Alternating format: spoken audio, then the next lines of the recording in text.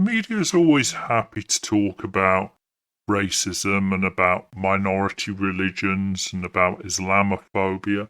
Why do they have no interest when 70 Christians were beheaded in a Protestant church in the Democratic Republic of Congo? In fairness, the media has very little interest in the Democratic Republic of Congo's horrific civil war. If we talked about that, we might have to have moral questions about where we get the lithium in our car batteries from.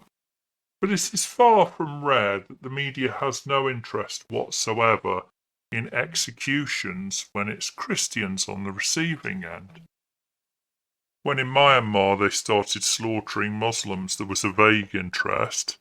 Wouldn't say it was a particularly strong interest in the news. But 70 Christians lined up in a church and decapitated on the 13th of February this year. Try and find an article on it. Christians are the most persecuted religion in the world. But what's the interest in covering it in the news?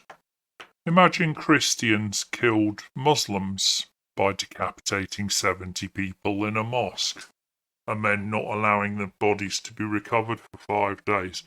I hope we would have an interest in that.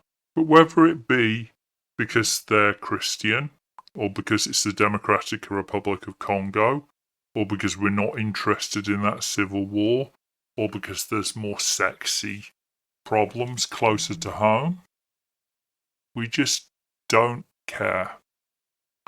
The internet and 24-hour-a-day news channels promised to cover all those stories that don't get covered. But what really happened was we get the same stories again and again and again until we're bored. Whereas boring stories like this just don't get covered.